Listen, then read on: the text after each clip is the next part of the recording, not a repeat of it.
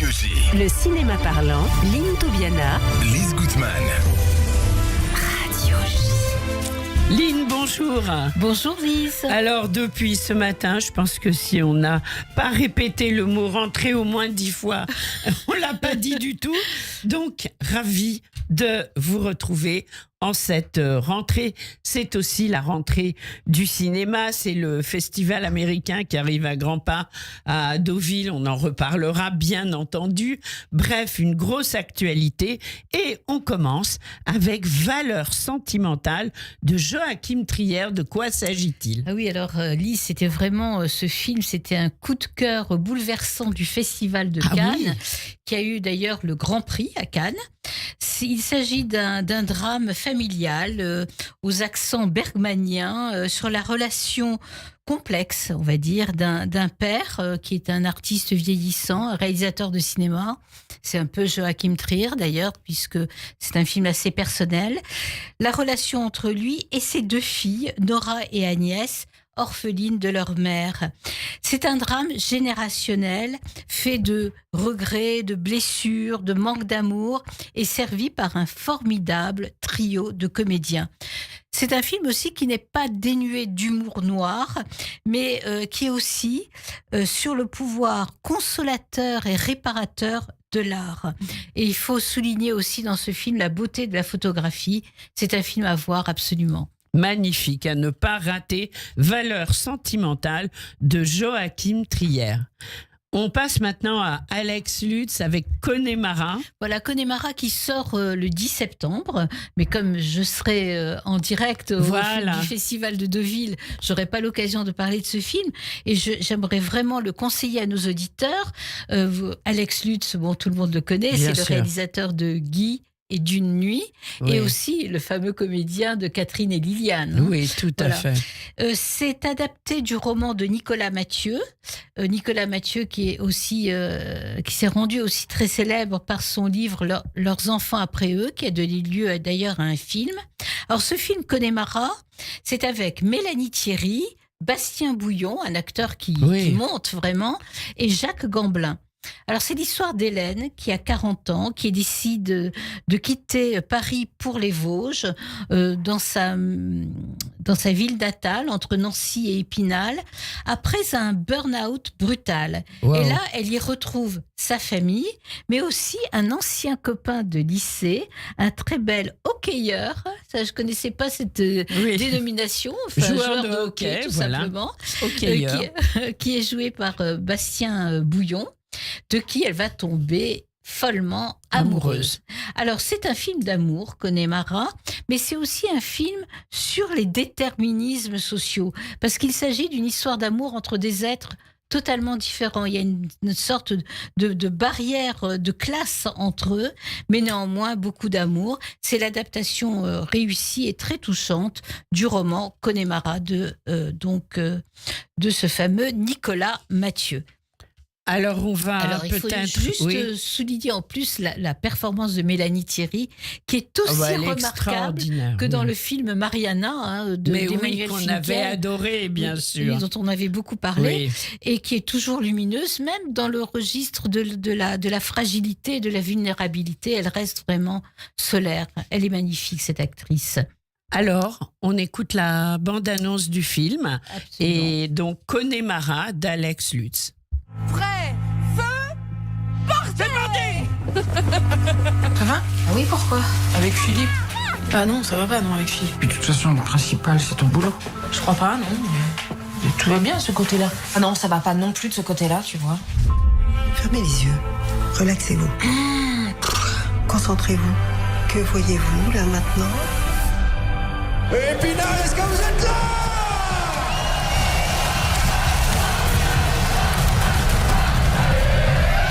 Être une adulte vient de s'effondrer. J'ai quitté cette ville pour devenir cette femme efficace et conséquente, et au bord de ce resto franchisé, Christophe Marchal. Christophe? C'est quoi un mec comme moi? Bah, une star.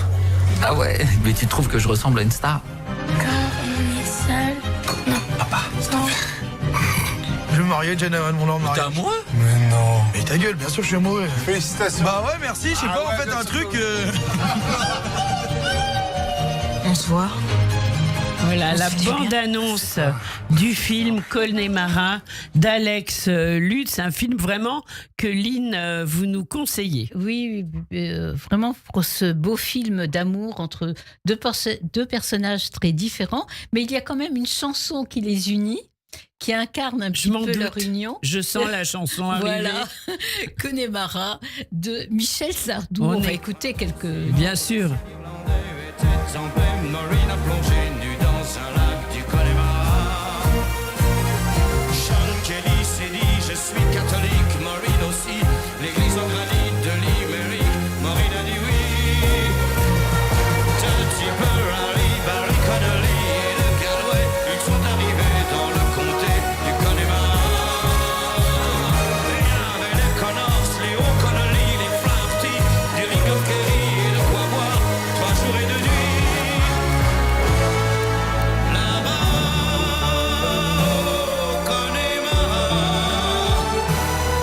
On sait tout le prix du silence. Là-bas, au Connemara, on dit que la vie c'est une folie et que la folie ça se danse. C'est un chef-d'œuvre, cette chanson. À la fois la voix, l'orchestration, tout Michel Sardou, Connemara, qu'on retrouve dans le film d'Alex Lutz, bien entendu.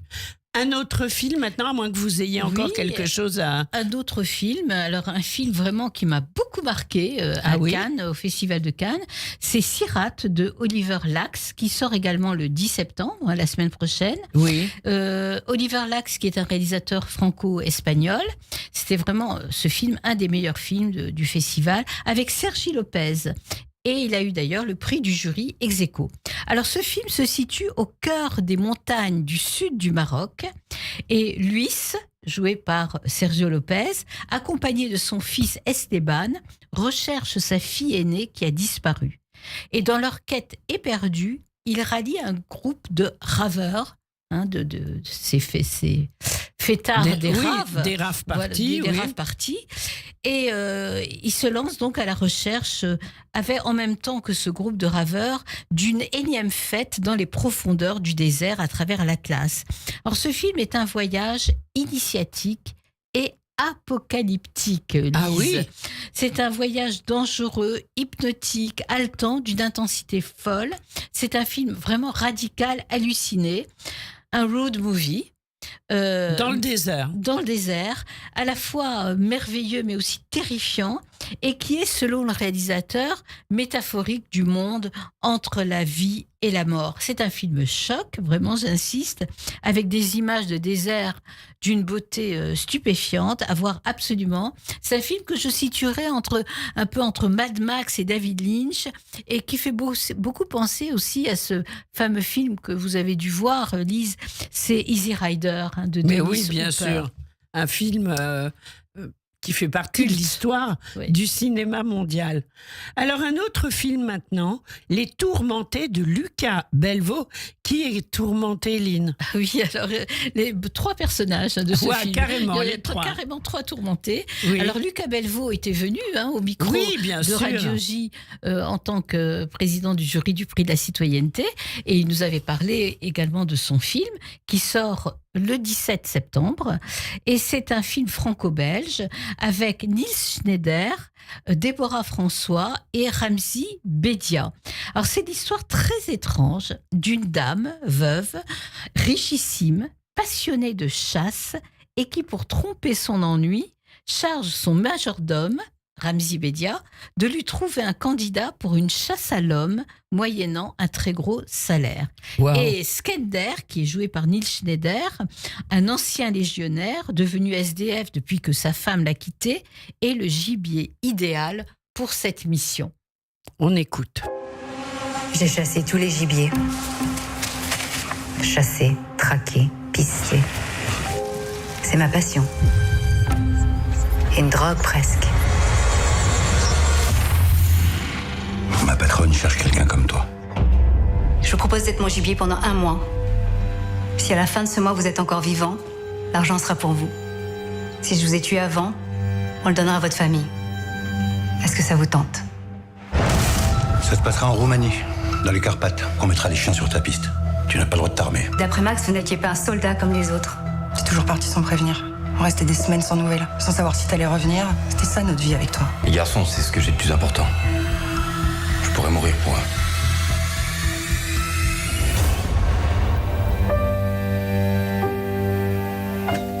Tu es un homme qui élève ses enfants, ou un père qui disparaît en laissant plein de questions derrière lui. Et 3 millions. Je voudrais te payer une pension alimentaire. J'ai même pris une assurance vie s'il m'arrivait un problème. C'est encore un métier dangereux. Pour vos enfants, votre disparition sera moins lourde à porter que votre sacrifice. C'est comme une nouvelle vie qui commence. Je te jure qu'à partir de maintenant, tout ce que je ferai sera pour vous. Le temps répare les choses. Les Tourmentés de Lucas Bellevaux-Lynn. Oui, c'est un thriller psychologique qui porte bien son nom, Lise, parce que les 3 protagonistes du film sont, comme on vient de le dire, des tourmentés, traumatisés, qui ont perdu le goût de la vie. Et c'est une inquiétante chasse à l'homme qui est aussi prétexte à une réflexion en quelque sorte métaphysique sur la vie et la mort. Et ce film fait beaucoup penser au film américain Les Chasses du comte Saroff, un film culte qui date de 1934. Là aussi, il y a vraiment une excellente interprétation de Neil Schneider, Déborah François et Ramzy Bedia dans ce film. C'est vraiment un film à voir et qui se passe justement dans les montagnes des Carpates. Donc un film à ne pas rater. Il y a beaucoup d'excellents films à la rentrée. En même temps, c'est les sélections du Festival de Cannes. Donc c'est forcément des bons films. Les Tourmentés de Lucas Bellevaux. Alors là, maintenant, on arrive à l'actualité des festivals. Le Festival de Deauville, 51e édition, à laquelle vous allez participer. Lynn, racontez-nous, quel est le programme cette année? Ah, alors vraiment, c'est de quand à quand déjà? Alors c'est du 5 au 14 septembre. D'accord. Et voilà, c'est un festival qui honore, comme on le sait, le cinéma américain indépendant, Bien mais sûr. aussi les blockbusters. Il y a 13 films en compétition officielle. La présidente du jury cette année, c'est Golshifteh Farhani. Et puis, il y a dans ce festival quelque chose qui me plaît beaucoup, c'est un hommage aux figures hollywoodiennes les plus illustres, et notamment, Lise, un hommage à Paul Newman. Oh là là. Ah là là, oui. Oh là là. J'étais sûre. sûre. Rien, mais j'étais sûre que c'est ça allait quand vous l'hommage parler. là? On va y aller. Hein. Alors c'est Paul Newman qui nous a Qu'on quittés a adoré, en 2008, et qu'on continue à adorer. Absolument. Allez hop. Alors notamment dans quel film? Exodus, bien sûr. Et puis aussi, non seulement dans Exodus, mais dans La chatte sur un toit brûlant, dans L'Arnaqueur, Butch Cassidy et le Kid. Voilà, c'est Paul Newman qui va être honoré à ce festival et j'attends avec impatience justement de voir tous ces vieux films et l'hommage qui va lui être rendu. On va pouvoir revoir d'anciens films. Voilà, où il jouait. D'accord. Et il y aura Exodus? Alors ça, je ne sais pas. Ça, vous ne savez pas, Je ne sais pas d'accord. encore. Ce serait pas mal par les temps qui courent qu'on ose rediffuser absolument. ce film. Je dis ça, je dis rien, mais bon. Mais il y aura aussi un autre hommage. Enfin, c'est une actrice qui s'appelle Zoé Deutsch, qui va être honorée du prix Nouvelle Hollywood. Elle incarne notamment Jean Seberg dans un film dont nous avons parlé au moment du Festival de Cannes, qui est passé à Cannes, qui s'appelle Nouvelle Vague, où elle incarne le rôle de Jean Seberg. Voilà. Alors, il faut savoir, Lise, que cette année, le Festival du film américain à Deauville a pour thème dominant California Dreams. Waouh, les rêves californiens. Les rêves californiens. Oui. Donc, il va y avoir un certain nombre de films qui ont pour décor la Californie. Oui. Et c'est l'occasion d'écouter peut-être un peu Julia Claire. Voilà, histoire de se remettre dans l'ambiance.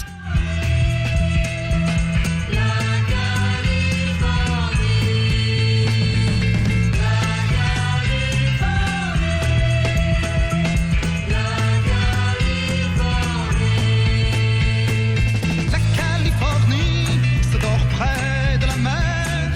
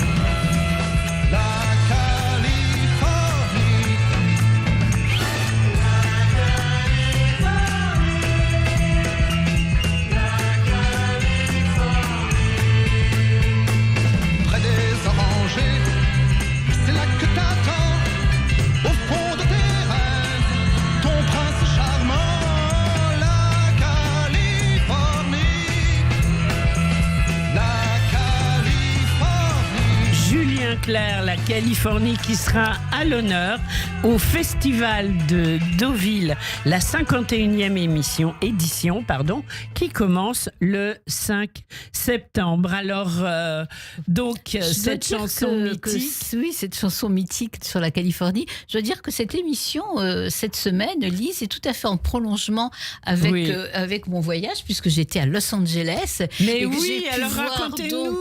Vous avez vu des films là-bas ? Non, j'ai pas vu de film, mais j'ai vu la maison de Warner Bros. Quand même, racontez-nous. C'était vraiment extraordinaire. Le musée du cinéma à Los Angeles. Voilà, je me suis baladée à Santa Monica, là, le long de la plage.